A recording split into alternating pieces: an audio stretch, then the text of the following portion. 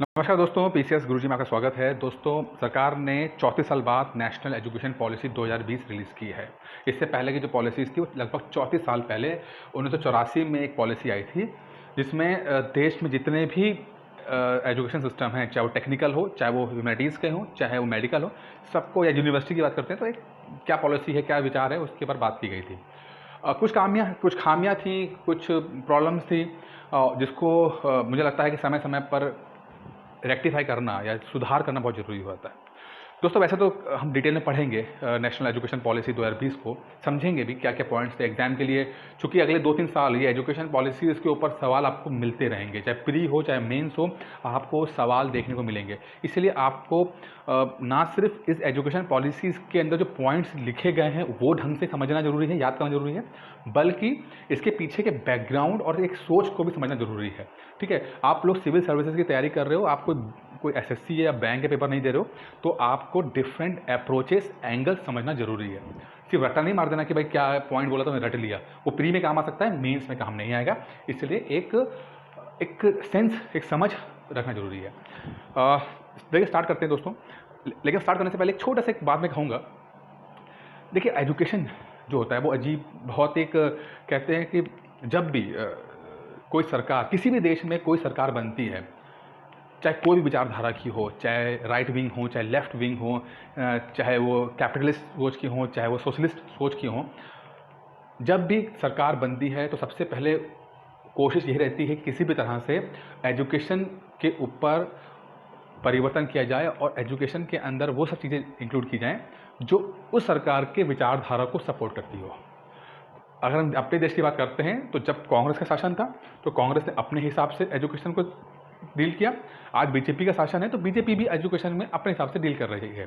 ठीक है, कुछ ऐसे चैप्टर जोड़े जाते हैं जो उनकी विचारधारा को सपोर्ट करते हैं, कुछ ऐसे चैप्टर हटाए जाते हैं जो उनकी बातों को क्रिटिसाइज करते हैं।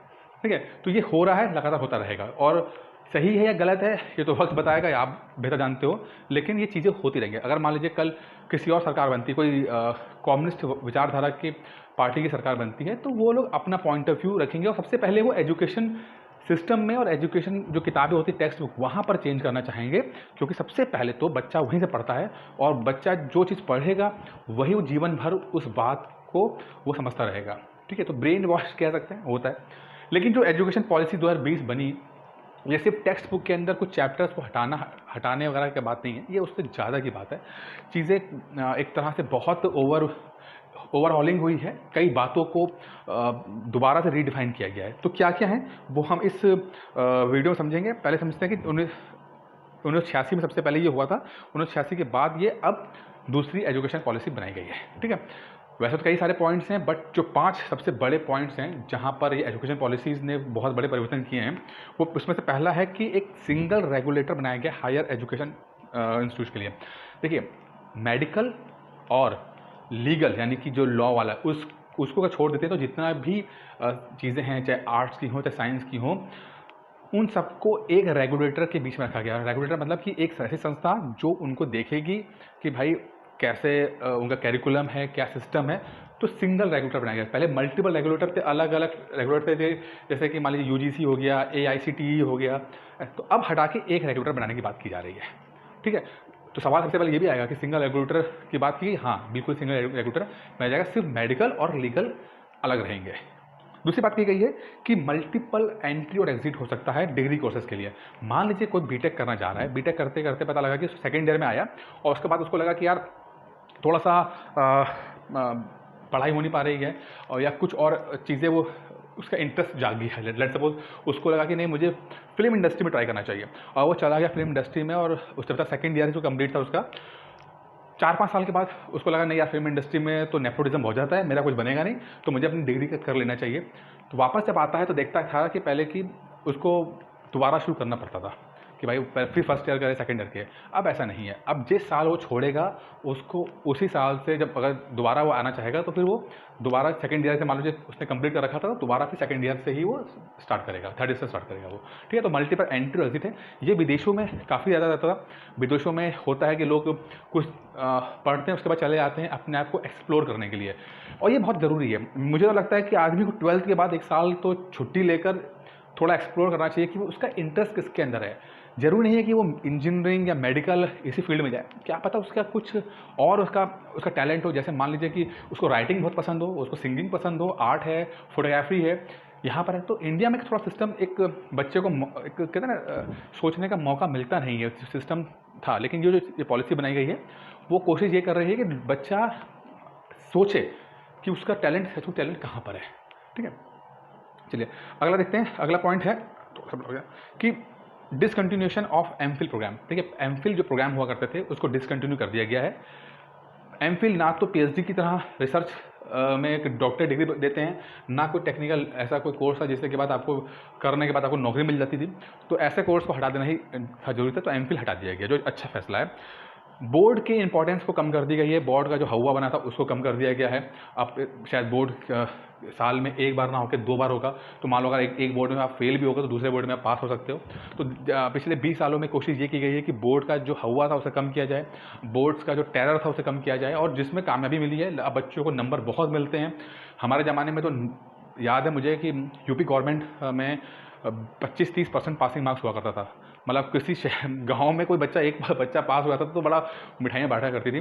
तो उस अब क्या वो ज़माना नहीं, अब तो ऐसा है कि 90% तो ऐसे बढ़ते हैं ऐसे कि रेवड़ियाँ बढ़ती हैं। चलिए वो भी ठीक है। कॉमन एंट्रेंस टेस्ट होगा मतलब यूनिवर्सिटीज़ के लिए। अगर आप किसी यूनिवर्सिटी में आप एडमिशन लेना चाहते हैं तो ऐसा नहीं है कि आपको हर यूनिवर्सिटी का अलग अलग टेस्ट देना पड़ेगा। अब आप कॉमन टेस्ट दे सकते हो, एक बार टेस्ट हो जाएगा, उसका जो स्कोर कार्ड है उसके बिहाफ पे आप अलग अलग यूनिवर्सिटीज़ में अप्लाई कर सकते हो, एडमिशन ले सकते हो। तो ये कुछ मोटी मोटी पॉइंट्स थी। अच्छा, अब थोड़ा डिटेल में पढ़ते हैं कि इंपॉर्टेंट हाइलाइट्स पढ़ लेते हैं कि schooling started at the age of 3 years now. अब थोड़ा सा इन्होंने क्या किया है कि जो एजुकेशन पॉलिसी बनाई गई है तो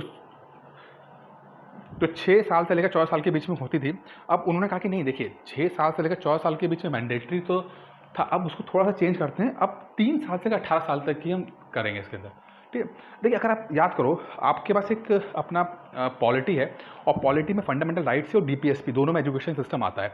और वहाँ पर बात की गई है कि 0 से 6 साल तक के बच्चों के एजुकेशन का जो रिस्पॉन्सिबिलिटी है वो स्टेट गवर्नमेंट संभालेगी, और 6 साल से लेकर 14 साल के बच्चों की जो रिस्पॉन्सिबिलिटी है वो सेंट्रल गवर्नमेंट संभालेगी। ठीक है, सर्व शिक्षा अभियान के तहत या इस तरह से चीज़ें प्रोग्राम चलाई गई हैं जिससे कि सारी एजुकेशन मिल सके। तो फंडामेंटल राइट्स है इसके माध्यम से आता है। ठीक है, तो अब क्या किया है, थोड़ा सा इसको चेंज किया गया। अब 3 साल से लेकर 18 साल तक के बीच में एजुकेशन सिस्टम देने की बात की गई है, जिसमें इन्होंने प्री स्कूल को भी इंक्लूड कर दिया है, जो कि उसके बाद 3 से 6 साल के बीच में जो होगा वो थोड़ा बढ़ाया जाएगा, फिर उसके बाद 12 साल के हिसाब से पढ़ाया जाएगा उसको। तो ये 3 सिस्टम बनाया गया है। आंगनबाड़ी सिस्टम ला दिया गया है, थोड़ा सा एक नरिशमेंट किया जाएगा बच्चे को, थोड़ा सा उसको एक ग्रूमिंग पीरियड दिया जाएगा, और फिर फॉर्मल एजुकेशन में उसको सिस्टम में लाया जाएगा इसके अंदर।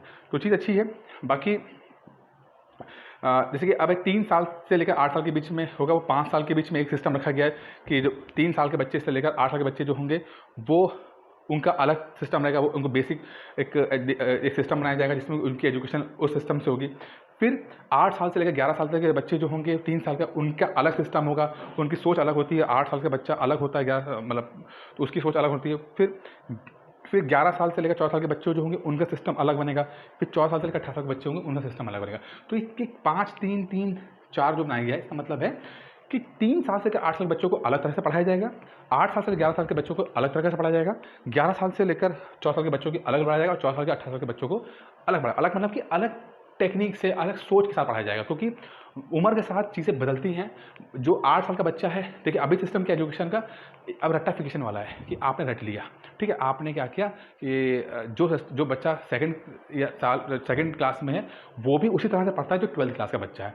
तो ऐसा नहीं है, सेकंड क्लास का बच्चे की सोच अलग होती है, 12th क्लास के बच्चे की सोच अलग होती है। तो एक बैलेंस करने की कोशिश की गई कि उम्र के साथ चीज़ों को बैलेंस करने की कोशिश की गई है कि जैसे जैसे उसकी उम्र बढ़ेगी, जैसे जैसे क्यूरियोसिटी बढ़ेगी, जैसे उसकी समझ बढ़ेगी, पढ़ाई भी उस तरह से ही अपने आप को चेंज करेगी, जो कि बहुत अच्छा फैसला है। अच्छा, अब आती है कि जो बेसिक एजुकेशन है, ठीक है, वो जो होगी वो मदर टंग में दी जाएगी। मदर टंग का मतलब है कि जो ग्रेड 5 तक बात करते हैं, ग्रेड 5 मतलब कि क्लास 5वीं तक, और हो सके तो क्लास 8वीं तक हो सके तो आप अपनी मदर टंग में दिए, जैसे हिंदी हो गया, तमिल, तेलुगु, कन्नड़। तो इस एजुकेशन को, बेसिक एजुकेशन को मदर टंग में देना चाहिए। ठीक है, अच्छा, अब ये चीज़ मुझे लगता है कि बहुत अच्छी बात है, खासकर रीजनल लैंग्वेजेस के लिए इनकी। क्योंकि देखिए देख क्या रहे थे कि जो आँख अंधी दौड़ बनी हुई थी अंग्रेजी को लेकर, वो चीज़ खत्म होनी चाहिए। देखिए इंग्लिश बहुत इंपॉर्टेंट है, इंडिया का जो भी डेवलपमेंट हो रहा है उसमें इंग्लिश का रोल बहुत ज़्यादा रोल है। इंडियन आईटी सेक्टर जो डेवलप कर रहा है इसका पीछे रोल जो था वो इंग्लिश एजुकेशन था। बट जिस तरह से अंधी दौड़ इंग्लिश की रही है, जिस तरह से इंग्लिश के नाम पर सब स्टैंडर्ड स्कूल्स खुले हैं, बच्चों के स्कूल नाम रख दिया सेंट जोसेफ, लेकिन वहाँ पे इंग्लिश का टीचर नहीं है। सेंट एंजेस अंग्रेजी नाम रख दिए, मिशनरी नाम रख दिए, लेकिन ढंग से पढ़ा नहीं रहे हैं और सिर्फ अंग्रेजी के नाम पे उनसे फीस वसूली जाती है।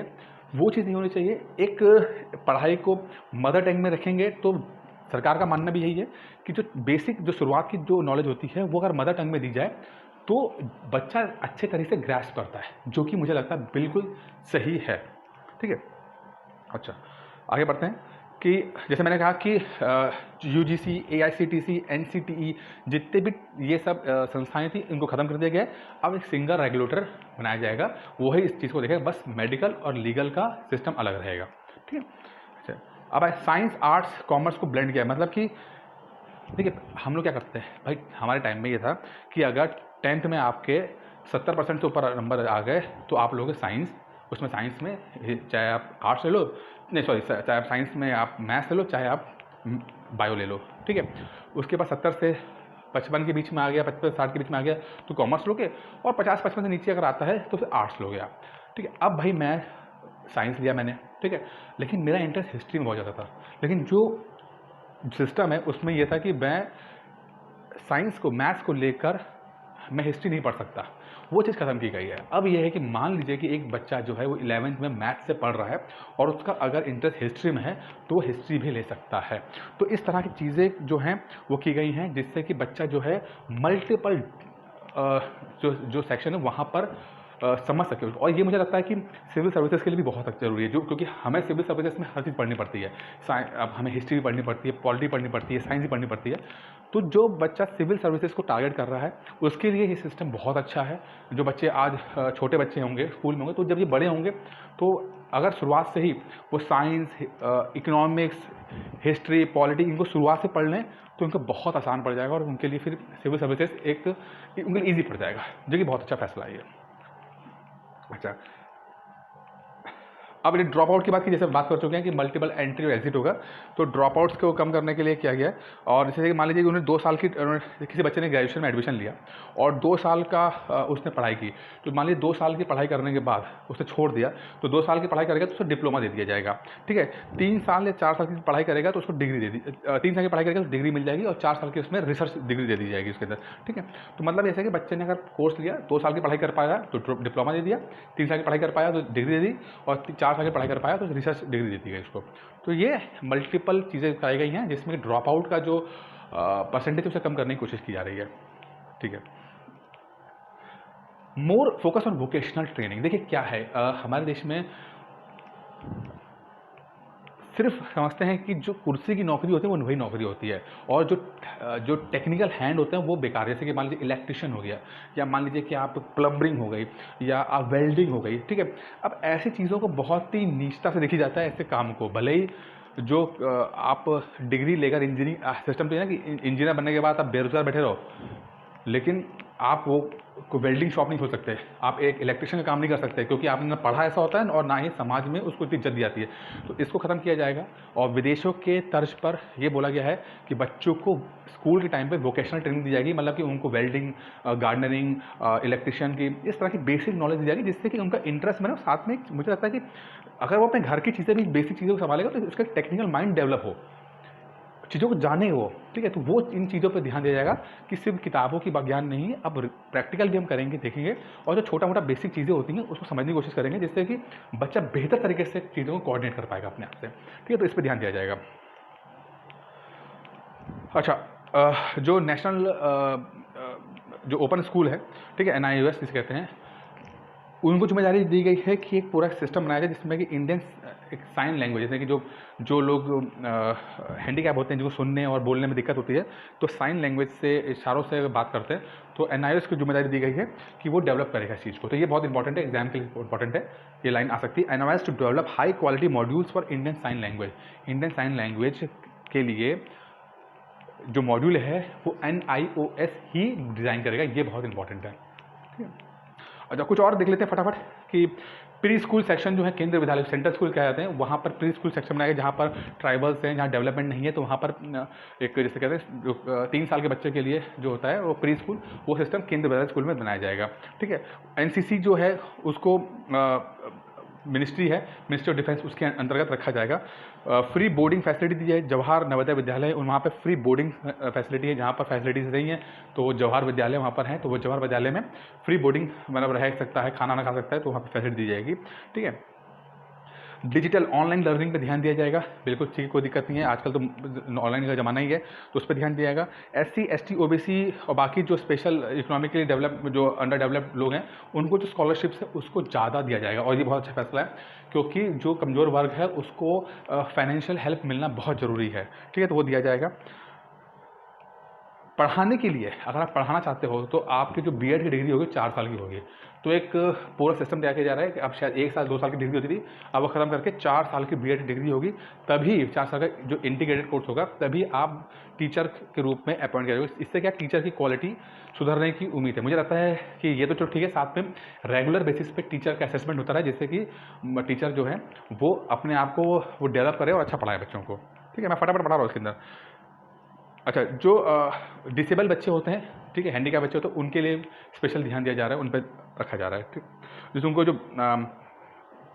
जो हर डिस्ट्रिक्ट में एक बाल भवन तैयार किया जाएगा, ठीक है, जहाँ पर वो दिन में रहकर बोर्डिंग कर सकते हैं और डिफरेंट जो आर्ट एंड कल्चर जो सिस्टम होता है वहाँ पर चीज़ समझ सकते हैं और अपने कैरियर को आगे बढ़ा सकते हैं। ठीक है, free school infrastructure can be used as सामाजिक चेतना केंद्र। अच्छा, अब क्या है कि मान लीजिए सेंट्रल स्कूल है, अब वो 2 बजे खाली हो जाता है, मतलब स्कूल छुट्टी हुई तो वो स्कूल खाली हो गया, तो जो खाली हो गया तो उसके बाद 2 बजे के बाद वहाँ पर चीज़ें चल सकती हैं, हम कुछ उसमें और भी काम कर सकते हैं। इसको जो इस कोर्स को सामाजिक चेतना केंद्र के रूप में डेवलप किया जाएगा कि मान लीजिए कि एक ज़िले में सेंट्रल स्कूल है जिसमें फैसिलिटी बहुत अच्छी है और 2 बजे के बाद वो खाली हो जाता है, तो उसको एक चेतना केंद्र के रूप में रखा जाएगा कि बाकी लोग भी उस इंफ्रास्ट्रक्चर को यूज़ कर सकते हैं।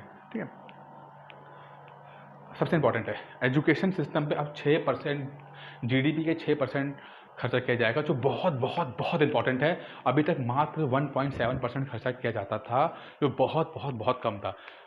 सरकार बोल तो रही 6%, अब कर पाएगी कि नहीं कर पाएगी, लेकिन जो भी है एक सोच होना बहुत ज़रूरी है, वो सोच रखी जा रही है। देखिए, मुझे क्या लगता है कि सबसे किसी भी आम इंसान के लिए 2 चीज़ें बहुत मैटर करती हैं, एक एजुकेशन और एक हेल्थ। अगर सरकार कुछ ना करे, एजुकेशन और हेल्थ को ही इतने अच्छे तरीके से कंट्रोल कर ले जैसे कि नॉर्वे में, फिनलैंड में होता है, ठीक है, मतलब कि एक गांव का बच्चा भी है और एक दिल्ली और मुंबई के शहर के पॉश इलाके का बच्चा भी है, वो लोग सेम एजुकेशन पाएँ, सेम सिस्टम में रहें, सेम तरीके से पढ़ाई करें, सही सेम तरीके टीचर से पढ़ाई करें, उस लेवल उनका हो, तो कितना बढ़िया हो जाएगा। ठीक है, तो वो जो नॉर्वे फिनलैंड में हुआ है, सरकार कुछ ना करे, एक मेडिकल फैसिलिटी और एक एजुकेशन फैसिलिटी को अपने आप रख ले, ये सिर्फ प्राइवेट हैंड्स में ना रखे, क्योंकि सरकार सोचती है कि भाई जो हॉस्पिटल्स हैं वो सरकार प्राइवेट हैंड में चले जाएँ या एजुकेशन है वो प्राइवेट स्कूल में चले जाए। प्राइवेट ठीक है वो हो, लेकिन सरकार अगर बहुत ज़्यादा अच्छा ध्यान दे तो मुझे लगता है कि एक आम आदमी के लिए जो समस्याएं हैं वो उसका समाधान हो जाए, इसका बहुत ज़रूरी है। ठीक है, फिर कुछ लगभग 8-10 दिन होंगे जो बैग फ्री डे होंगे, जब आप बैग लेकर नहीं आओगे, लेकिन बाकी एक्स्ट्रा कैरिकुलर एक्टिविटीज़ के साथ आप समझोगे चीज़ों को, सिर्फ किताबों की दुनिया से बाहर निकल के समझने की कोशिश करोगे। ठीक है, जो कंटेंट है कोशिश की जाएगी कि जो आइडिया एप्लीकेशंस प्रॉब्लम सॉल्विंग पे बात की जाए, प्रॉब्लम कैसे सॉल्व किया जाए इसके ऊपर बात की जाए। ठीक है, ठीक है, अच्छा, अब बाकी जो मैंने पढ़ी लिया इसके अंदर। अच्छा, न्यूट्रिशन और हेल्थ कार्ड बनेगा, जो कि हेल्थ के चेकअप, जो रेगुलर हेल्थ स्कूल में हेल्थ चेकअप होंगे उसको दिखा जाएगा उसके अंदर। ठीक है, इसमें पढ़ लिया है 360 degree holistic report card for student. अब जो देखिए, जो रिपोर्ट कार्ड बनेगा, पहले क्या होता था कि भाई आपने पेपर दिया अलग अलग सब्जेक्ट्स में, जो नंबर आए लिख दिए गए। अब ऐसा नहीं होगा, अब इसमें आपका जो नंबर है वो जुड़ेंगे, बाद में जो टीचर का जो असेसमेंट आपके लिए आप उसको वो लिखा जाएगा। आपका असेसमेंट अपने लिए क्या है, आपने खुद क्या सीखा वो आप लिखोगे, बाकी जो आपके दोस्त हैं, जो बच्चे साथ में पढ़ रहे हैं, उन्होंने क्या देखा आपके अंदर परिवर्तन, तो वो लिखेंगे। तो एक तरह का एक सही असेसमेंट हो पाएगा, सिर्फ नंबर के बेसिस पे असेसमेंट नहीं होगा, बल्कि एक होलिस्टिक एक आदमी का स्वभाव, एक नेचर, कैरेक्टर भी देखा जाएगा इसके अंदर। ठीक है, बोर्ड एग्ज़ाम जैसे मैं पहले कहा साल में 2 बार हो सकते हैं। जो कोडिंग है, जो प्रोग्रामिंग है, ठीक है, वो क्लास 6 से सिखाना शुरू कर देंगे। तो कंप्यूटर का इतना ज़्यादा बढ़ावा हो चुका है, अब बच्चे बहुत ज़्यादा कंप्यूटर से बिल्कुल ट्रेन है, तो इसके लिए कोडिंग जो होती है वो क्लास 6 से शुरू कर दी जाएगी, ठीक है। बाकी जो स्कूल्स हैं, जो एफिलिएटेड कॉलेजेस हैं, वहाँ पर उनको फाइनेंशियल ऑटोनॉमी दी जाएगी, पैसा दिया जाएगा जिससे कि वो और अच्छा काम कर सकें। जो कंटेंट है वो रीजनल लैंग्वेज में तैयार किया जाएगा और एचआरडी मिनिस्ट्री का नाम अब बदल के एजुकेशन मिनिस्ट्री किया जाएगा। एजुकेशन मिनिस्ट्री, अब पहले एचआरडी मिनिस्ट्री होता था, स्मृति ईरानी थी एचआरडी मिनिस्टर थी स्मृति ईरानी। उसी तरह से अब वो एचआरडी मिनिस्ट्री हट के अब आ जाएगा एजुकेशन मिनिस्ट्री, ठीक है। जो स्मृति ईरानी पहले थी, अब नहीं है, अब तो पता नहीं कौन से मिनिस्टर हैं वो, तो वो हट के अब एजुकेशन मिनिस्ट्री कहा जाएगा, जो कि सही नाम है इसके अंदर, एजुकेशन मिनिस्टर। इसका काम पूरा है कि जो एजुकेशन सिस्टम है उसको देखना है, ज़्यादा समझ सकते हैं बेहतर तरीके से। तो दोस्तों ये पूरा था, उम्मीद करता हूँ आपको समझ में आया होगा। जो मेन पॉइंट्स थे मैंने डिस्कस कर लिए हैं। कुछ अगर आपको दिक्कत हो तो आप जो डिस्क्रिप्शन बॉक्स में नंबर दिया गया है वहाँ पर कॉल कर सकते हैं, बात कर सकते हैं। धन्यवाद।